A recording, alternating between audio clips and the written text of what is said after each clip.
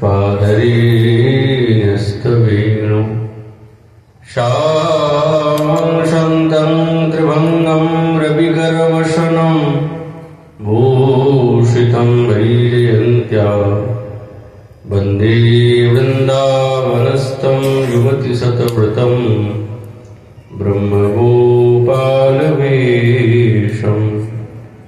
हा कृष्ण करुणा सिन्धु दीनबन्धु जगत्पते गोपेषु गोपिकान्त श्री राधाकान्त नमस्तुते। तप्तकाञ्चन गौराङ्गी श्री राधे वृन्दावनेश्वरी वृषभानुसुते देवी तं नमामि हरिप्रिये। नारायणं नमस्कृत्यं नरं चैव नरोत्तमं देवीं सरस्वतीं व्यासं ततो जयमुदीरये। तुलसीकाननं यत्र यत्र पद्मवनानि च पुराणपठनं यत्र तत्र सन्निहितः हरिः। जय रूप सनातन भट्ट रघुनाथ सजीव गोपाल भट्टदास रघुनाथ। ऐ गोसाई चरण वंदन जा हईते विघ्ननाशभीष्टपुरा। वंशाकल्पतरुभ्यश्च कृपा सिन्धुभैव च पतितानां पावनेभ्यो श्रीवैष्णवेभ्यो नमो नमः। दुर्गमे पृथिवीन्दस्य स्कल्पादगतिर्मो स्वविभागश्चिदानेन सन्तशन्तबलं।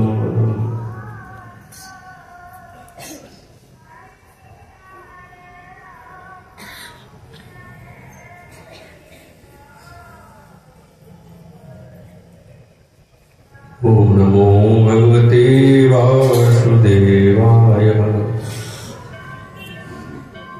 कृष्णामृतं जलविगामितीराहं तावत् सस्वरजनी सखियावदेत्।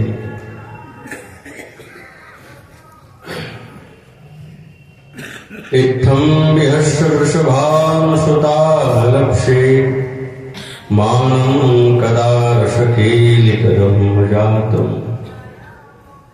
कलियुग पावन अवतार नदिया बिहारी लाल श्री कृष्ण चैतन्य महाप्रभु তার অপার কারণে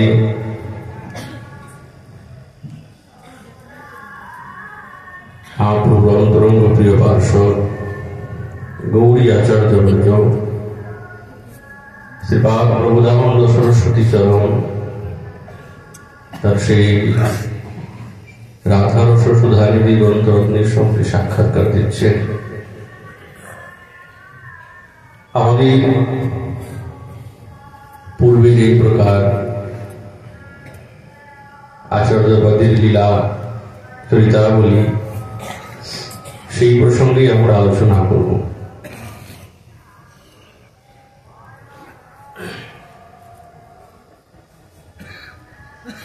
তিনি হচ্ছেন শ্রীনিবাস আচার্য প্রভু, মহাপ্রভু আবেশ অবতার।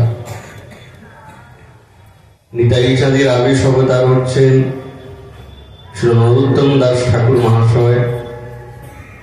শ্রী অদ্বৈত আচার্য প্রভুর আবেশ অবতার শ্যামানন্দ প্রভু এবং মহাপ্রভুর আবেশ অবতার শ্রীনিবাস আচার্য প্রভু।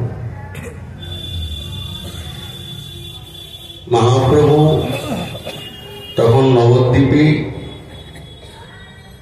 এমন হরিনামের প্রচার করছেন নিজের সমস্ত পরিকল্পনার সঙ্গে।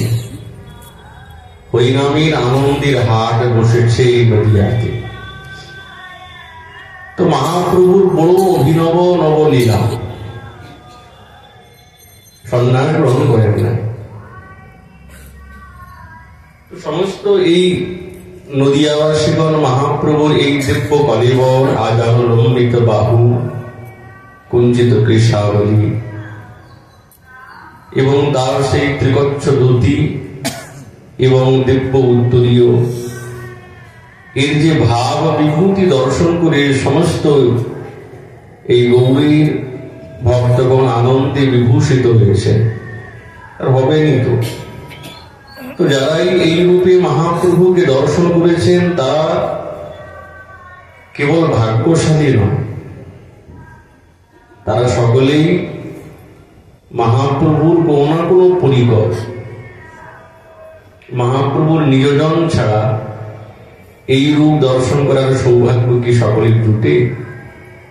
বহু তপস্যা করতে হয়। নবদ্বীপ চন্দ্র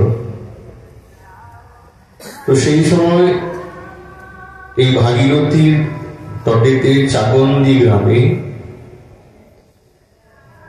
আবাল্য ভজননিষ্ঠ এবং চরম বৈরাগী সদৃশ গঙ্গাধর ভট্টাচার্য নামক ব্রাহ্মণ প্রবর থাকতেন। তখন তিনি মহাপ্রভুর টলি সমস্ত ছাত্রগণকে অধ্যয়ন অধ্যাপনা করাতেন। তো মহাপ্রভুর এই সমস্ত কথা এবং তার লীলা চরিতাবলী শ্রবণ করে গঙ্গাধর ভট্টাচার্যের হৃদয়ের মধ্যে খুব ভাব জমেছে যে আমি একবার গিয়ে মহাপ্রভুর সঙ্গে সাক্ষাৎকার করব। তখন নিমাই পণ্ডিত রূপে বিখ্যাত তিনি, নদিয়া নগর নবদ্বীপ চন্দ্র। তো গঙ্গাধর ভট্টাচার্য যেই স্বরূপটা তিনি হৃদয়ের মধ্যে ধারণ করেছেন, একটা আকৃতি তো, একটা রূপ তো, কিন্তু বুঝি সেটা স্বপ্নের মতন হয়ে গেল। মহাপ্রভু যখন এই জগৎকে উদ্ধার করার জন্য দেহত্যাগ করে তিনি যখন কাটোয়াতে এসে উপস্থিত হয়েছে কেশব ভারতীর নিকটে, আমি সন্ন্যাস গ্রহণ করব, তখন কেশব ভারতী মহাপ্রভুর এই দিব্য রূপ এবং আকৃতি দর্শন করে তো তিনি নিষেধ করলেন, বলছেন আমি এই নিঠুর কাজ করতে পারবো না। মহাপ্রভু বারংবার প্রার্থনা করলেন, না না, আপনাকে দিতেই হবে, আমি সন্ন্যাস গ্রহণ করতে চাই।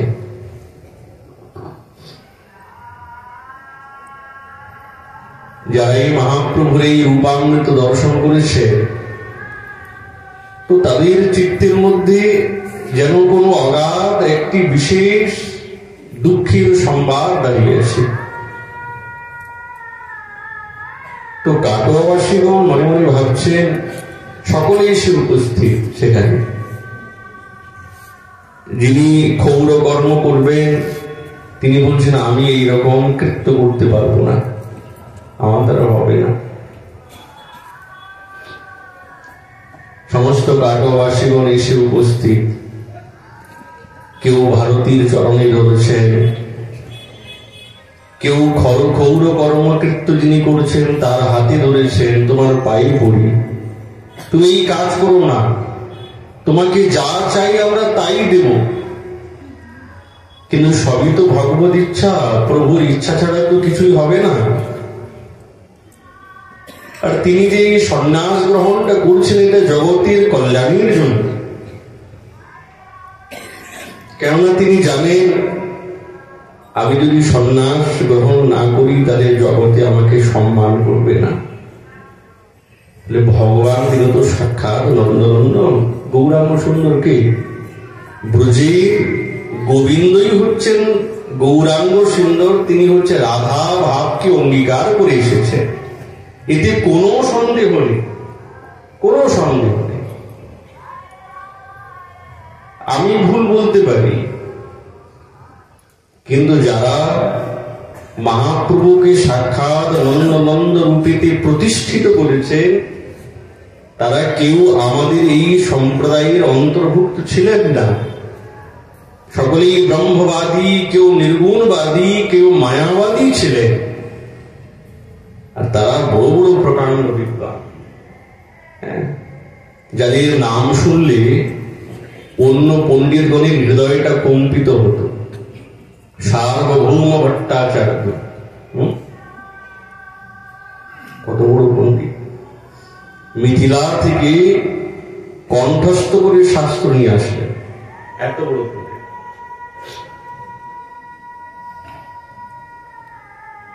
প্রকাশানন্দ সরস্বতী বা 10,000 এই মায়াবাদী নির্গুণ ব্রহ্মের উপাসক, তাদের গুরু তিনি। এরকম অনেক দক্ষিণ ভারতে যখন গেলেন। আচ্ছা, পরবর্তী সময় মহাপ্রভুর পর সময় ওনার অপ্রকটের পরে বিদগ্ধ পণ্ডিত বলদেব বিদ্যাভূষণ পাল, সেই সময় তিনি দিগ্বিজয়ী পণ্ডিত ছিলেন। ভারতবর্ষে হেন কেউ নেই যে তাকে তিনি পরাস্ত করেন না। কিন্তু তিনি এই প্রভুর গুণ এবং তার ভাব বৈচিত্র্য কেবলমাত্র শ্রবণ করে মন বিগলিত হয়েছে। তিনি তো কোনদিন দেখেন নাই, কোনদিন দেখেন নাই। ওই জন্যে মহাপ্রভু যে সাক্ষাৎ ভগবান, এতে কোনোই সন্দেহ নেই, স্বপ্নেতেও সন্দেহ আসা ঠিক না। রাধা ভাব অঙ্গীকার করে এসেছে, কিন্তু ওনার মনের মধ্যে সন্দেহ জেগেছে। যখন ব্রাহ্মণগণ তারা ভাবলেন যে এই নিমাই পণ্ডিতকে আমরা শাস্তি দিতে হবে, মনে মনে ভাবলেন সর্বনাশ, এর তো ঘোর অপরাধ হয়ে গেছে। আমি তো বলেছি, এবি অস্ত্র না ধরিব, প্রাণী কাহারও না মারিব, প্রেম দিয়া চিত্ত শুদ্ধ করিব সবার। অস্ত্র ধরব না, প্রাণী কাউকে মারব না, কিন্তু সকলের চিত্তে প্রেম জাগাব। এইরকম অন্য কোন ভগবত স্বরূপে তো হয় না, কেউ করতে পারে না। ভগবানের অনন্ত অবতার, অনন্ত লীলা, কিন্তু এই নদিয়া চাঁদের মতো লীলা কি হয়েছে? হয় না। গৌরাঙ্গ সুন্দরীর মতন কি এত কারুণ্য ঘন বিগ্রহবান কোন অবতার কি হয়েছে? কোনদিন হয় না, এই কোনদিন হবেও না, এমন তার স্বরূপ। ভাবলেন তাহলে সন্ন্যাস নিতে হবে আমাকে, কেন সন্ন্যাসীকে দেখে সকলে ভয় পায়, সম্মান করতেই হবে, সন্ন্যাসীকে দেখে প্রণাম করতে হবে, মাথা নত করতেই হবে, কেন চতুর্বর্ণের গুরুদেব হচ্ছেন সন্ন্যাসী। এই জগতের সকলের গুরু হচ্ছেন ব্রাহ্মণ, ব্রাহ্মণেরও গুরুদেব হচ্ছেন সন্ন্যাসী, আর সন্ন্যাসীর গুরুদেব হচ্ছে অবিনাশী সাক্ষাৎ ভগবান। তো ওই জন্য মহাপ্রভু আর এই কঠোর সিদ্ধান্ত নিলেন যে আমাকে সন্ন্যাস নিতে হবে। সঙ্গে সঙ্গে এই সন্ন্যাসের কথা যখন শুনলেন না, গৌরীদাস পণ্ডিত ক্রুদ্ধ হলেন, রেগে গেলেন। তো সকলকেই তিনি মানিয়ে নিলেন। তো আজ যখন এই কাটোয়াতে এসেছেন, ভারতী বলছেন আমি এই কাজ করতে পারবো না, কিন্তু সবই তো প্রভুর ইচ্ছা। লক্ষ লক্ষ ভক্তগণের সমাগম হয়ে গেছে, এত ভিড়, কেশ মুন্ডন করলেন, ক্ষৌরকর্ম করলেন, আর সুন্দর বস্ত্র, কৌশে বস্ত্র পরিত্যক্ত হল, ডোর কৌপিন ধারণ করলেন, হাতে দণ্ড কমণ্ডল নিয়েছেন। এইরকম রূপ যারা প্রথম দেখেছে তারা সকলেই অচৈতন্য হয়ে পড়েছে, কেউ কাঁদছে, কেউ মূর্ছিত হয়েছে, কেউ ভুলুণ্ঠিত হয়ে বারংবার নিজের এই হৃদয়কে বারবার আঘাত করছে। কেউ মনে মনে ভাবছে আমার এই স্বরূপ দেখি হৃদয় থেকে প্রাণ কেন বেরিয়ে যায় না? সকলে হাহাকার করছেন। মহাপ্রভু তিনি তো সবই জানেন, কিন্তু এইদিকে গঙ্গাধর ভট্টাচার্য তিনি প্রভুর সঙ্গে সাক্ষাৎকার করার জন্য ওই নদিয়ার পথে চলছেন, জাজিগ্রাম থেকে, চাকুন্দি থেকে। তখন শুনলেন যে প্রভু নাকি এসেছেন কাটোয়াতে, তাহলে কাটোয়াতে গেলে দেখা হবে। প্রেমিক কি আনন্দ! আর আনন্দ তো হবে যেই রূপের কথা তিনি সারাদিন চিন্তন করেছেন, যেই স্বরূপের কথা তিনি ভেবেছেন, তো ভাবছেন যে সেই স্বরূপ আমার চির আকাঙ্ক্ষিত রূপ আমি দর্শন করব। তৃপ্ত হবে হৃদয়, নিরন্তর চলছে। দেখছেন যে হঠাৎ খুব ভিড়। কি ব্যাপার? দুই হাত দিয়ে সকলকে সরাতে সরাতে সরাতে সরাতে যখন সামনে দেখলেন, ইনি কে? ইনাকে তো কোনোদিন আমি স্বপ্নেও দেখি নাই। কে? তখন বলছেন, ইনি তো সেই নিমাই পণ্ডিত যিনি আজ সন্ন্যাস নিয়েছেন। যেই রূপ দর্শন করার জন্য এতদিন আমি লালায়িত ছিলাম, তাহলে সেই রূপ কি আর কোনোদিন দর্শন হবে না? আনন্দও হলো, কিন্তু মনের মধ্যে চির নিরানন্দও এসে গেল। সঙ্গে সঙ্গে অচৈতন্য হয়ে পড়ে গেলে। কিন্তু সেই অচৈতন্য অবস্থাতে যে সমস্ত ভক্তগণ শুশ্রূষা করলেন, একটু চেতনা হলো, এখন কানে একটি নাম শুনলেন, শ্রীকৃষ্ণ চৈতন্য। সন্ন্যাসীর নাম কেশব ভারতী দিলেন। শ্রীকৃষ্ণ তো শুনেন নাই, কেবল চৈতন্য নামটি শুনেছেন কানে। ব্যাস, মহাপ্রভু তো ওখান থেকে চলে গেলেন, কিন্তু ওই চৈতন্য কেবল চৈতন্য চৈতন্য বলতে কানতে কানতে কানতে কানতে ফিরে আসলেন চাকুন্দি গ্রামে। তো চৈতন্য চৈতন্য চৈতন্য বলতে থাকতেন। সকলে মনে মনে ভাবছেন, বুঝি এই গঙ্গাধর ভট্টাচার্য উন্মাদ হয়ে গেছে, ওই কাটোয়াতে গিয়েছিল, প্রভুকে দেখে পাগল হয়ে গেছে। তো সকলে নাম রেখে দিলেন চৈতন্য দাস। ধীরে ধীরে গঙ্গাধর ভট্টাচার্য নামটা মুছে গেল, নাম হয়ে গেল চৈতন্য দাস।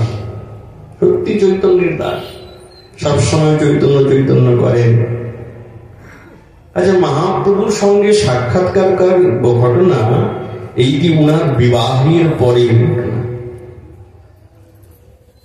উনার বিবাহ হয় সেই সময়ে জাজিগ্রামে বলরাম আচার্য নামক জনৈক ব্রাহ্মণ ছিলেন। উনার একমাত্র কন্যা ছিল, যার নাম লক্ষ্মী প্রিয়া। দিব্য রূপ, রূপবতী, গুণবতী। তো সুন্দর সৎপাত্র অন্বেষণ করতে করতে করতে করতে এই গঙ্গাধর ভট্টাচার্য নবযুবককে পেলে। তো খুব আনন্দের সঙ্গে বিবাহ মহোৎসব হলো। কিন্তু গঙ্গাধর ভট্টাচার্য তো সংসার তো করেছেন, কিন্তু সংসারের মধ্যে অভিনিবেশ নাই। সংসার যুক্ত হয়ে থাকে, সবসময় ভজন করেন, প্রভুর কথা চিন্তা করেন, নিতাই চাঁদের কথা বলেন, এছাড়া অন্য কোনো কথা নেই। তো সংসার চলবে কি করে? গ্রামবাসীগণ এতই ভালোবাসতেন গঙ্গাধর ভট্টাচার্যকে যে তারাই সবকিছু দিতেন, তারাই সবকিছু দিতেন। মনে হতো ওই চাকুন্দি গ্রামবাসীগণ এই গঙ্গাধর ভট্টাচার্য এবং লক্ষ্মী প্রিয়াকে প্রতিপালন করতে। ওই জন্যে তারপরে এই ঘটনা।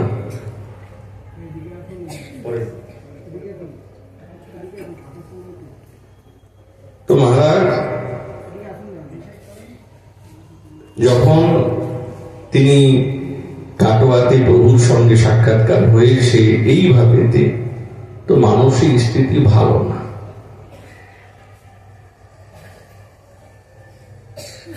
সবসময় ওই চৈতন্য চৈতন্য বলতে, চৈতন্য নিয়ে কথা বলতে।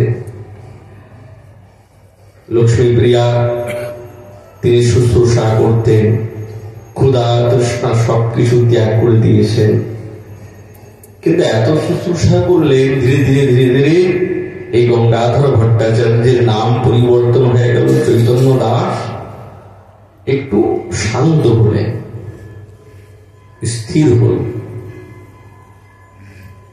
এত শুশ্রূষা এবং সেবার প্রভাবে মহাপ্রভুর তো সবই ইচ্ছা। নিতাই চাঁদকে সংসারের মধ্যে প্রবেশ করালেন এবং রূপ আর সনাতন ইত্যাদি গোস্বামীগণকে বৃন্দাবনে পাঠিয়ে চরম বৈরাগ্যের স্বরূপ জগৎকে দর্শন করালেন। সবই তো প্রভুর ইচ্ছা।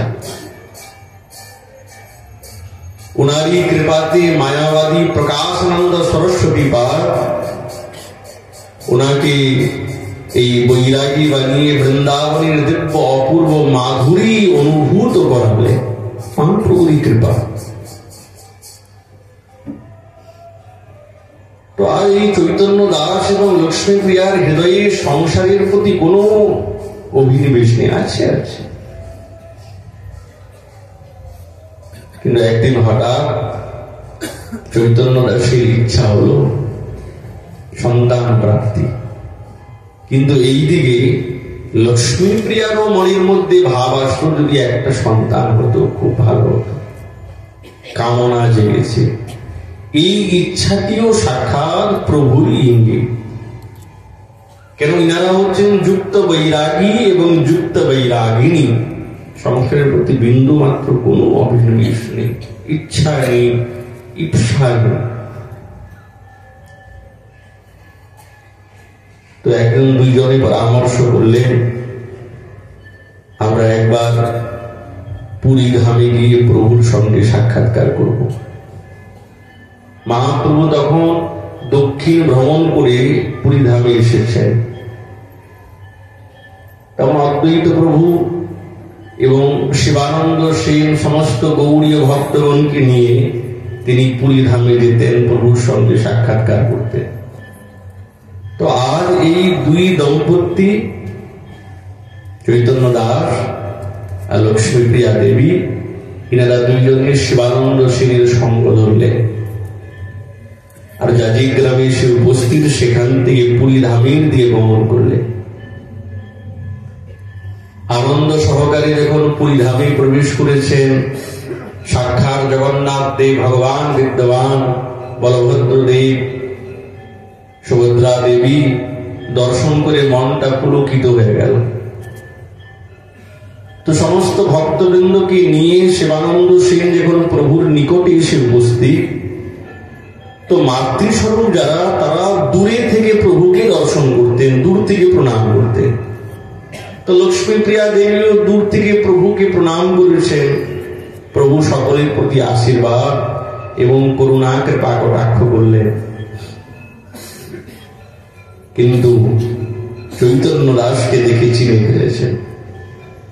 যেমন প্রভুর চরণে সাষ্টাঙ্গ প্রণাম করলেন, প্রভু বুঝেছেন যে এই তো আমার সেই চৈতন্য দাস গঙ্গাধর ভট্টাচার্য।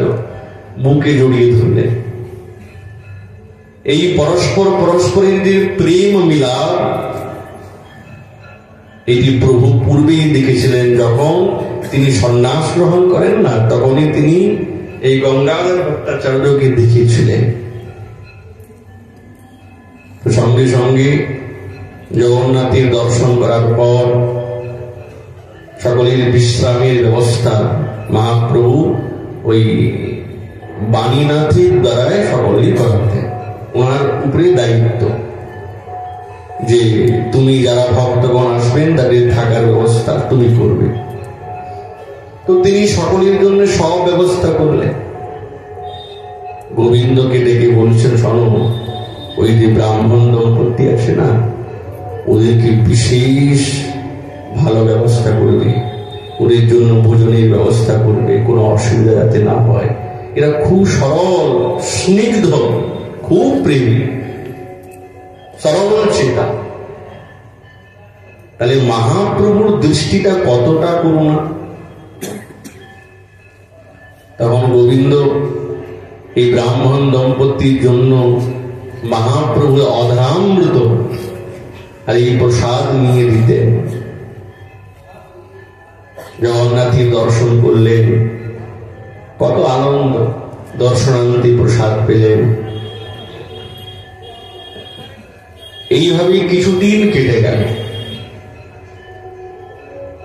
কিন্তু ব্রাহ্মণ দম্পতি মনে মনে ভাবছেন, যে আশা নিয়ে এসেছি এটা তো প্রভুর কাছে নিবেদন করতে পারলাম না, কিন্তু কি করে নিবেদন করবো, বলা সাজে না। তো প্রভুকে কিছু বললেন না। তো সাক্ষাৎ মহাপ্রভু জগন্নাথের সামনে নিকটে এসে নিজের মনের সমস্ত ভাবনাকে জ্ঞাপন করলেন। জগন্নাথ দেব তো, উনি তো সর্বজ্ঞ, সবকিছু জানেন। হঠাৎ রাত্রিবেলা স্বপ্নাদেশ হলো চৈতন্য দাসে, তুমি চিন্তা করো না, তুমি শীঘ্রই সুন্দর এবং শ্রেষ্ঠ পুত্র সন্তান লাভ করবে। আচ্ছা, এই স্বপ্নটিও কিন্তু লক্ষ্মীপ্রিয়া দেবীও তিনি দেখলেন। দুজনের স্বপ্নের কথা বললেন। ব্রাহ্মণ বলল, শোনো, আমি না রাত্রিবেলা এই স্বপ্ন দেখেছি। লক্ষ্মীপ্রিয়া বলছে, আমিও তো দেখলাম। তাহলে বুঝি জগন্নাথ দেবের বড় কৃপা আমাদের প্রতি। এমন সময়ে গোবিন্দ এসে উপস্থিত। গোবিন্দ হাসতে হাসতে বলছে, ও ব্রাহ্মণ দম্পতি, শোনো, তোমরা যে ইচ্ছা নিয়ে এসেছো, যেই ভাবনা নিয়ে এসেছো, তোমাদের কথা প্রভু শুনেছেন। চিন্তা করো না, তোমরা এখন ফিরে যাও, সুন্দর তোমাদের ইচ্ছা অবশ্যই পূর্ণ হবে। মহাপ্রভুর কথা যখন গোবিন্দের মুখে তারা শ্রবণ করলেন, তাদের মনের মধ্যে দিব্য আনন্দ হলো। মহাপ্রভুর শ্রীচরণে প্রণাম করলেন, আর দম্পতি যুগল পুনরায় সেই ফিরে আসলেন জাজিগ্রাম। আর জাজিগ্রামে এসে কিছুদিন রইলেন। ওখান থেকে আবার যখন চাকুন্ডিতে আসলেন, তখন এই ভাগীরথী নদীর তটে তিনি কিছুদিন যাবৎ ওই পুত্র কামনার জন্য গঙ্গাধর ভট্টাচার্য, যিনি চৈতন্য দাস হলেন, তিনি পুরস্চরণ করলেন। কিন্তু এই পুরস্চরণের উদ্দেশ্য একটাই, কি না, সাক্ষাৎ পুত্ররত্ন লাভ করতে হবে। কেমন পুত্র?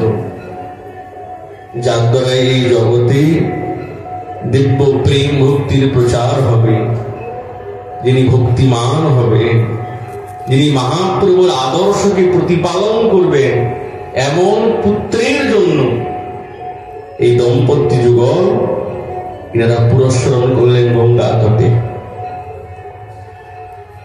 লক্ষ্মীপ্রিয়া দেবী তিনি অন্তর্বর্তী হলেন, গর্ভবতী হলেন। ধীরে ধীরে 10 মাস অতিক্রম হয়ে গেল। শুভ লগ্নে, শুভ তিথিতে, শুভ নক্ষত্রে একবারে চম্পক বর্ণ সদৃশ অঙ্গকান্তি সাক্ষাৎ এক দিব্য পুত্ররত্ন লাভ করলেন। আর এই পুত্ররত্নকে দেখে চৈতন্য দাসের হৃদয়ে খুব আনন্দে বিভোর হয়ে গেল।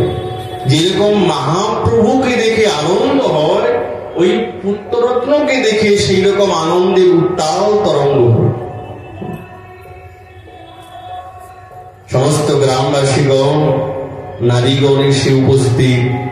কেউ উলুধ্বনি দিচ্ছে, কেউ জয় দিচ্ছে, কেউ শঙ্খধ্বনি করছেন, কেউ দুর্বা ইত্যাদি নানা বস্তুর দ্বারা সেই নারী ছেদন করলেন।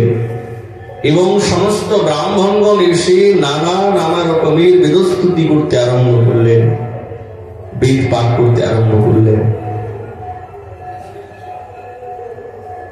চৈতন্য দাস মনে মনে ভাবছেন, পাচ্ছেন সবই প্রভুর কৃপা, তার কৃপা ছাড়া তো কিছুই হবে না। ধীরে ধীরে ধীরে ধীরে এই বালক বড় হতে আরম্ভ হলো, অন্নপ্রাশন হল, কাল উপস্থিত। কিন্তু গঙ্গাধর ভট্টাচার্য যিনি চৈতন্য দাস, তার কাছে তো কিছু নেই, এত খরচা করবে কি করে? বলে সমস্ত গ্রামবাসীগণই এই অন্নপ্রাশন করলেন। এত সকলেই ভালোবাসতেন চৈতন্য দাসকে, নামকরণ করলেন আর নাম রাখলেন চৈতন্য দাস নিজেই শ্রীনিবাস। শ্রী মানে সমস্ত গুণ এবং শোভার যিনি নিবাস, তাকে বলেন শ্রীনিবাস। ধীরে ধীরে ধীরে ধীরে সকলের চিত্তাকর্ষক। এখন সবসময় ওই শ্রীনিবাসকে, ছোট্ট সন্তানকে এই মায়েরা কোলেতে নিয়ে নিয়ে ঘুরে বেড়াবে, মার কোলে নেবার সুযোগ পায় না। কখন কোলে নেবার সুযোগ পায়? কেবল রাত্রিবেলা। তখন একটু লক্ষ্মীপ্রিয়া দেবী নিজের সন্তানকে কোলে পান, নাহলে সারাদিন আর কোলে নেই। কেউ নিয়ে যাচ্ছেন, উনি নিয়ে গেলেন, ইনি নিয়ে গেলেন, সব গ্রামবাসীগণ সারাদিন শ্রীনিবাস কোলে কোলে ঘুরতে। এখন হামাগুড়ি দিতে শিখেছেন, কি আনন্দ, বাৎসল্য রসে। তো এখন অস্পষ্ট শব্দে কথা করতে আরম্ভ করেছে, মা মা বলেছেন। তো যখনই কাঁদতেন না, তখন কোনো প্রকারে শান্ত হতেন না। একটাই কথা বলছেন, ওরে বাপ বলো দেখি গৌর বিশ্বম্ভর, বলো দেখি গৌর হরি, বলো নিতাই চাঁদ, জয় নিতাই, জয় গৌর। যখন বলতেন তখন শ্রীনিবাস খিলখিল করে হাসতে আরম্ভ করতেন। বলো দেখি লক্ষ্মীপ্রিয়া পতি শচীর কুমার। তো ধীরে ধীরে ধীরে ধীরে ওইগুলো বলতে আরম্ভ করেছে। শ্রীনিবাস শৈশব অবস্থাতেই সকলের দিব্য হৃদয়ের মধ্যে আনন্দ উল্লাসের তরঙ্গ জাগিয়ে দিয়েছে। মহাপ্রভুর আবির্ষ অবতার তো সাধারণত কেউ নয়। শ্রীনিবাস 5 বছর বয়স হয়েছে।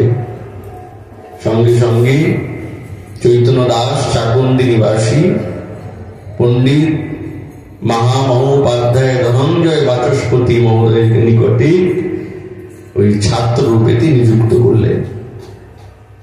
আর এত সুতীক্ষ্ণ বুদ্ধি, একবার বললেই সব শিখে নেয়, বলতে লাগে।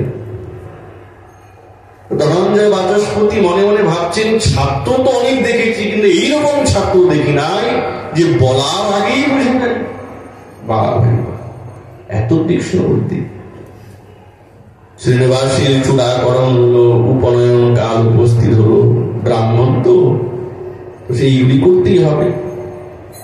সব হয়ে গেল। একদিন সাক্ষাৎ বিদ্যাদেবী সরস্বতী আবির্ভূত হয়ে শ্রীনিবাসকে আশীর্বাদ করলেন। কেবল আশীর্বাদ নয়, সমস্ত জ্ঞানের ভান্ডার সমর্পণ করলেন। বেদ বিদ্যা সব কণ্ঠাগত, অলঙ্কার ছন্দ কি জানেন। এই 5-6 বছরের অবস্থাতে সব শিখে গেলেন। তো সেই সময়ে মহাপ্রভুর সময় তো এই অগ্রদ্বীপে গোপীনাথের সেবক গোবিন্দ ঘোষ, কয়েকজন মহাপ্রভু প্রিয় পার্শ্বদগণ থাকতেন। তো শ্রীনিবাসের এই পাণ্ডিত্য শুনে তাদের হৃদয়ের মধ্যে ভাব জেগেছে, এইরকম পাণ্ডিত্য, হ্যাঁ এইরকম। যখন নীলাচলে মহাপ্রভু ছিলেন না, জগন্নাথ দেবীর সামনে নৃত্য করতে করতে ভাবাবেশে একবার বারবার বলছেন, শ্রীনিবাস শ্রীনিবাস শ্রীনিবাস। সংকীর্তন হচ্ছে তো কলরব, কেউ বুঝতে পারছে না প্রভু শ্রীনিবাস শ্রীনিবাস বলে কাকে ডাকে। এখানে তো কেউ শ্রীনিবাস নেই, কাকে ডাকছে? তখন প্রভুকে জিজ্ঞাসা করছেন, প্রভু আপনি যে এই শব্দটা করলেন শ্রীনিবাস, শ্রীনিবাস কে? বলছে আমার এই বিশুদ্ধ প্রেম মূর্তি পরিগ্রহ করে খুব শীঘ্র সময়ে এই চাকন্দি গ্রামেতে আবির্ভূত হবে, তার নাম হবে শ্রীনিবাস। জয় শ্রীনিবাস প্রভু জয়। তো এই মহাপ্রভুর কথা যখন পার্শ্বদগণ শুনেছেন না, তখন থেকে ওনাদের দৃষ্টি ওই চাকন্দি গ্রামে।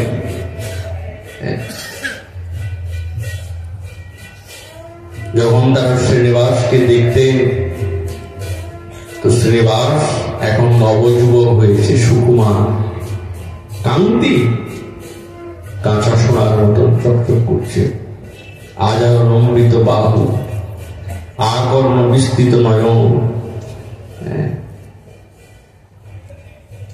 মহাপ্রভুর কথা শুনেছেন তো শ্রীনিবাস, গৌর প্রেমী পাগল। মহাপ্রভুর কথা শোনাতেন কে? পিতা চৈতন্য দাস। তিনি একজন গৌর পাগল, আর পুত্রও পেয়েছেন গৌর পাগল। চৈতন্য দাস মহাপ্রভুর কথা বলতেন, আর শ্রীনিবাস মহাপ্রভুর কথা শ্রবণ করতে করতে ঝরঝর করে কাঁদতেন। একজন বক্তা তো আরেকজন শ্রোতা। কখনো শ্রীনিবাস তিনি প্রভুর কথা বলতেন, আর চৈতন্য দাস শ্রবণ করতেন, যেন দুই মিত্র এক জায়গায় বসেছেন আর কথার আলাপে আনন্দে বিভোর হয়েছেন। তো একদিন শ্রীনিবাসের মাথায় হাত দিয়ে বলে, বাপ তুমি তো বড় হয়েছ, সবই শিখে গেলে, সবই জানো, আমার না বড় ইচ্ছা, আমার বড় ইচ্ছা। বলি, বাবা কি ইচ্ছা তোমার? আমি সব কিছু ত্যাগ করে আমি বৃন্দাবনে যেতে চাই। বৃন্দাবনে গিয়ে শ্রী রূপ গোস্বামী পাদ, শ্রী সনাতন গোস্বামী পাদের কাছে আমি ভজন শিক্ষা এবং তাদের আনুগত্যে আমি থাকতে চাই, আমার বড় ইচ্ছা। কিন্তু তুমি এক কাজ করো শ্রীনিবাস, তুমি মাকে নিয়ে তুমি জাজির গ্রামে যাও, আমার আজীবন বড় সার, আজ বেশি দিন থাকতে পারবো না। তো সেই সময়ে নরহরি সরকার ঠাকুর তিনি শ্রীখণ্ডে থাকতেন, শ্রীখণ্ডে। তো তিনি মহাপ্রভুর সবসময় আশেপাশে থাকতেন। আর কুমার ব্রহ্মচারী, তিনি বিবাহ করেন নাই। আর এই শ্রীখণ্ডে নরহরি সরকার ঠাকুর এই গৌর বিষ্ণুপ্রিয়া দুই যুগল মূর্তি সবার প্রথমেই প্রতিষ্ঠিত করেন মহাপ্রভুর থাকাকালীন, প্রথম, আগে কেউ না। আর এই বিগ্রহ প্রতিষ্ঠিত করে তিনি সেবা করতে সর্বপ্রথম এই যুগল মূর্তি। ওনার ভ্রাতা হচ্ছেন মুকুন্দ সরকার, আর ওনার ওই মুকুন্দ সরকার ওনার পুত্র হচ্ছে রঘুনন্দন সেবক ছিলেন। তো সরকার ঠাকুরের খুব লীলা। তো যখন শ্রীনিবাসের কথা শুনেছেন না, তো মনের মধ্যে ভাব জেগেছে একবার তার সঙ্গে সাক্ষাৎকার করব। এখন শ্রীনিবাস ও নরহরি সরকার ঠাকুরের কথা শুনেছেন, ওনারও মনের মধ্যে ইচ্ছা যে আমারও ওনার সঙ্গে সাক্ষাৎকার করতে হবে, কিন্তু কোনদিন এমন সুযোগ হয় না এগুলি পরস্পরের সাক্ষাৎকার হবে। আজ যখন জাজির গ্রামে এসেছেন শ্রীনিবাস, তো সরকার ঠাকুর গঙ্গাতে স্নান করতে যাবেন, এমন সময়ে পথের মধ্যে শ্রীনিবাসের সঙ্গে সাক্ষাৎকার। ও এই রূপ দেখে তো আচম্বিত হয়ে গেলেন। আমার মনকে কেড়ে নেবে, আমার মনকে বশীভূত করে নেবে, এ তো গৌরাঙ্গ সুন্দর ছাড়া আর কেউ পারে না, আর তো কেউ পারে না। সঙ্গে সঙ্গে শ্রীনিবাস আচার্য প্রভু তিনি নরহরি সরকার ঠাকুরকে দেখেই প্রণাম করলেন, বুকে জড়িয়ে ধরলেন, মহাপ্রভুকে হৃদয়ে আলিঙ্গন করে যেই সুখ পেতেন, আজ শ্রীনিবাসকে নিজে হৃদয়ের মধ্যে পেয়ে সরকার ঠাকুরের বড় আনন্দ হল। ইনি হচ্ছেন গৌর নাগরী স্বরূপে ইনি থাকতেন সবসময়, নরহরি সরকার ঠাকুর।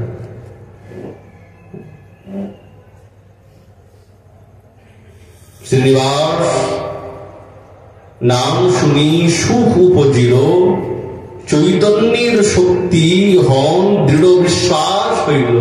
কখন? যখন আলিঙ্গন করলেন। আগে বিশ্বাস হয়নি। প্রেম বিলাসে বলছেন যখন আলিঙ্গন করলেন তখন দৃঢ় বিশ্বাস হয়েছে, হ্যাঁ চৈতন্যের শক্তি। মোর শক্তিতে জন্ম ইহার করিলা প্রকাশ, প্রেম রূপে জন্ম হইল নাম শ্রীনিবাস। জয় শ্রীনিবাস আচার্য প্রভু কি জয়। তো শ্রীনিবাস আচার্য প্রভু সাক্ষাৎ মহাপ্রভুরই আবেশ সরকার ঠাকুর অনুভব করে নিলেন। কিন্তু এইদিকে চৈতন্য দাস তিনি তো মনে মনে ভেবেছেন বৃন্দাবন যাব, কিন্তু হঠাৎ জ্বর, কিছুতেই জ্বর শান্ত হয় না। 7 দিন কেটে গেল, প্রায় ওই যে অচৈতন্য অবস্থা। শ্রীনিবাসকে বুকে জড়িয়ে ধরে কাঁদে, বলে শ্রীনিবাস আমার মনে বড় সাধ ছিল যে বৃন্দাবনে যাব, কিন্তু বুঝি হবে না, ভাগ্য নাই আমার। রূপা সনাতনীর কথা চিন্তা করতে করতে, মহাপ্রভুর কথা চিন্তা করতে করতে চৈতন্য দাস তিনি নিত্যলীলাতে প্রবেশ করলেন। শ্রীনিবাস কেঁদে কুল পাচ্ছেন না, কেননা আর তার চিরসঙ্গী সঙ্গে বিচ্ছেদ হয়ে গেছে। পিতা নয়, সঙ্গী, যার সঙ্গে তিনি নিরন্তর ভগবানের কথা, মহাপ্রভুর কথা, নিচারিতাদের কথা শ্রবণ করতেন, যার আনুগত্যে থাকতেন, সেই রথ গাথা কে শোনাবে আমাকে? পিতৃবিয়োগ। ছটফট করছেন, নিজেকে শান্ত করলেন। লক্ষ্মীপ্রিয়া দেবী নিজের পতি বিয়োগেও তিনিও আকুল হয়ে গেলেন, যেন মনে হচ্ছে গুরুহারা, আমি গুরুদেবকে হারিয়ে ফেলেছি, সাথী হারা। তো মাকে নিয়ে তিনি জাজি গ্রামে এসে উপস্থিত হলেন। চাকুন্দি আর রইলেন না। মনের মধ্যে বড় ইচ্ছা শ্রীনিবাসে যে আমিও পুরী ধামে গিয়ে প্রভুর সঙ্গে একটু সাক্ষাৎকার করব। মাকে বলে, মা আমি একটু শ্রীখণ্ডে যাব, মহাপ্রভুর সঙ্গে সাক্ষাৎকার করব। মা তো কিছুতেই শ্রীনিবাসকে ছাড়তে চায় না, আমার তো আর কেউ নেই শ্রীনিবাস ছাড়া। নরহরি সরকার ঠাকুরের কাছে এসে উপস্থিত। উনি বললেন, আচ্ছা যখন শ্রীনিবাস যেতে চায় তুমি ছেড়ে দাও, যা। জানেন অদ্বৈত প্রভু যখন প্রীত তর্চা পেয়েছেন তখনই বুঝে গেছেন আর বেশি দিন নেই, সময়কে অপেক্ষা করা যাবে না। কিন্তু এই জাজি গ্রামে আরো কিছুদিন বসবাস করলেন। শ্রীনিবাস বলছে, মা তাহলে আমি যাই। অনেক কষ্টে শ্রীনিবাসকে শ্রীপুরী ধামে যাওয়ার জন্য প্রেরণা দিলেন। মাঘ মাসের শুক্লা পঞ্চমী তিথি, তখন সরকার ঠাকুরের কাছ থেকে আদেশ নিয়ে প্রেরিত হয়ে তিনি এই শ্রীক্ষেত্রের দিকে গমন করতে আরম্ভ করলেন। কিন্তু এত যে নিদারুণ সংবাদ তার জন্য অপেক্ষা করছে এটা শ্রীনিবাস জানে না। মন্দ মন্দ গতিতে চলছে। যারাই পুরী ধাম থেকে গৌড় দেশে আসছেন সকলকে জিজ্ঞাসা করে, কি সংবাদ? যাও যাও, তাড়াতাড়ি যাও, শীঘ্রই যাও, বিলম্ব করো না, বিলম্ব করো না। নিরন্তর ছুটে চলছেন, আহার নাই, নিদ্রা নাই। আজকের পর সেই সময় বঙ্গদেশ থেকে শ্রীক্ষেত্র যেতে গেলে অনেক কষ্টে ভয়ানক বন, নদী, নদ, পর্বত এগুলো সব অতিক্রম করে তবে শ্রী জগন্নাথ দেবের দর্শনে যেতে হতো। ওই জন্য তো জগন্নাথ দেব সবসময় তিনি নিজের ভক্তের জন্য কখনো ঘুমান না, সবসময় জেগে থাকে। কেন জেগে থাকে? যে আমার ভক্ত কখন এসে পৌঁছাবে, আর সে আমাকে এসে আমাকে যদি না দেখি তাহলে তো তার কষ্ট হবে। ওই জন্য জগন্নাথ দেবেন না সবসময় খোলা। কখনো শয়ন হচ্ছেন ভোর 3টার সময়, জগন্নাথ দেবী যেরকম আমাদের ঠাকুরের সেবা হয় না, এরকম জগন্নাথের সেবা না, অন্যরকম সেবা। কখনো 2টির সময় ঘুমাচ্ছে, এখন 3টার সময় ঘুমাচ্ছে, কারণ আবার ঘুমিয়ে আবার জেগে গেলেন। কেন? বলছে আমার ভক্ত আসবে, আমাকে যদি না দেখতে পায় তাহলে তার মনে কত কষ্ট হবে।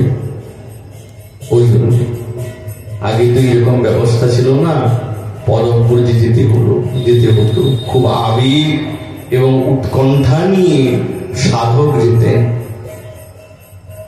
কিন্তু শ্রীনিবাসের উদ্দেশ্য মহাপ্রভুর সঙ্গে সাক্ষাৎকার করা। প্রভুর সঙ্গে না সাক্ষাৎকার করলে তো আমি স্থির থাকতে পারবো না। যখন তিনি এগিয়ে গেলেন, একটা নিদারুণ সংবাদ দাঁড়িয়ে আছে, তিনি তো জানলেন না। তো কিছু ভক্তগণ আসছেন, ওগো বলো না প্রভুর কি সংবাদ, তিনি ভালো আছেন তো? সঙ্গে সঙ্গে তারা কাঁদতে আরম্ভ করেছেন। আরে তোমরা বলছো না কেন, বলো না কি হয়েছে? বলে কি আর বলবো, কৃষ্ণদ্য নিম্লোচে, সাক্ষাৎ প্রভু তিনি তো লীলা সম্বরণ করেছেন। আচ্ছা বলুন তো, যিনি এত আবেগ নিয়ে চলেছেন, এত ভাব নিয়ে চলেছেন, তার হৃদয়ের মধ্যে কেমন কুঠারাঘাত হবে যে আমি এত আশা নিয়ে প্রভুর সঙ্গে সাক্ষাৎকার করতে চলেছি, তার সঙ্গে আর জীবনে কোনোদিন সাক্ষাৎকার হবে না। কদলী খণ্ডের মতন সঙ্গে সঙ্গে ভূমিতে পড়ে গেলেন, কোনো চেতনা নাই, কোনো চেতনা নাই। যেমন চেতনা হয়েছে, নিজের কেশ ছিঁড়তে আরম্ভ করেছেন, এই ভূমিতে গড়াগড়ি দিচ্ছেন, সারা অঙ্গ ক্ষতবিক্ষত হয়ে গেছে। প্রভু আমি কি এতটাই নিষ্ঠুর, আমি কি এতটাই অনাচারী, এতটাই অযোগ্য, আপনার সঙ্গে সাক্ষাৎকার হবে না? ক্ষুধা তৃষ্ণাতে আকুল। ভাবলেন যখন প্রভুর সঙ্গে সাক্ষাৎকার হবেই না, তো এই দেহটা রেখে কি হবে, এই শরীরটা রেখে কি হবে, এই দেহকে আর রাখবো না। না, অন্ধকার হোক, সঙ্গে সঙ্গে আগুন জ্বালিয়ে এই দেহটাকে নিক্ষেপ করে দেব। যেই দৃষ্টির দ্বারা প্রভুর দর্শন হলো না, যেই হাতে প্রভুর সেবা হলো না, যেই পদোদ্দেশের দ্বারা তার কাছে উপস্থিত হতে পারলাম না, এই ইন্দ্রিয়গুলি নিয়ে আমি কি করব? নিরর্থক। আজ আমি প্রাণ ত্যাগ করব। বৃক্ষতলে বসে বসে কাঁদছেন। রাত্রি হয়ে গেল। প্রভুর কথা চিন্তা করতে করতে কাঁদতে কাঁদতে অচৈতন্য অবস্থা। সাক্ষাৎ প্রভু স্বপ্নেতে আদেশ দিলেন, আদেশ শ্রীনিবাস, ও শ্রীনিবাস তুমি কষ্ট পেও না। আমি কোথায় গেছি? আমিও তোমার কাছেই আছি, তুমি চিন্তা করো না, তুমি যাও, তোমার জন্য অপেক্ষা করছি গদাধর, বিলম্ব করো না, যাও, ওঠো, তোমার দ্বারা অনেক কাজ আছে, আমার অনেক কাজ তোমার দ্বারায়, এরকম করো না। যেন চেতনা পেলেন, ক্ষুধা তৃষ্ণাতে তো আকুল। এক কোন গোপ বালক ওনাকে দুগ্ধর ভাণ্ড দিলেন, এই দুগ্ধ পান করে একটু চেতনা হল, সবেগে দৌড়াতে আরম্ভ করেছেন। হৃদয়ের মধ্যে বিরোহী কাতর ছটপট করছে, মধ্যে মধ্যে বাঞ্ছাবেশ আর মধ্যে মধ্যে আবেগ। কিছুতেই ভুলতে পারছে না প্রভুর অন্তর্ধানের কথা। প্রেমের সঙ্গে চলেছে, দেখছেন জগন্নাথ দেবীর শ্রীমন্দিরে পতাকা উড্ডীয়মান। এই তো সেই নরেন্দ্র সরোবর। আজ এই সরোবর তো শূন্য, যেখানে প্রভু সমস্ত নিজের পরিকরগণকে নিয়ে জলক্রীড়া করতেন। আজ সেই নরেন্দ্র সরোবর একবারে শূন্য, কিছুতেই দেখতে পাচ্ছেন না। শ্রীনিবাস যখন পৌঁছেছেন, জগন্নাথ দেবীর দর্শন করলেন, অচৈতন্য অবস্থা প্রায়। জগন্নাথের দ্বারে গিয়ে বসেছেন, কতদিন ধরে ক্ষুধা তৃষ্ণাতে আকুল। যেন কোন দিব্য ব্রাহ্মণ এসে বলছে, এই নবযুবক, তোমাকে, তুমি ক্ষুধার্ত না? এই জগন্নাথের প্রসাদ না, পা। মনে মনে ভাবছেন, আমি ক্ষুধার্ত কি করে যাবে? সাক্ষাৎ জগন্নাথ দেব প্রসাদ নিয়ে এসেছেন।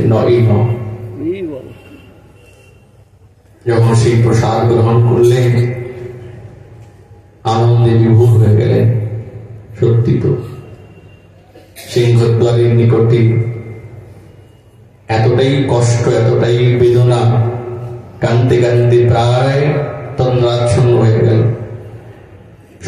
স্বপ্নের মধ্যে দেখছেন প্রভু নিজের সমস্ত পরিকরগণকে নিয়ে শ্রীনিবাসের কাছে এসে বলছে, শ্রীনিবাস, ওঠো ওঠো,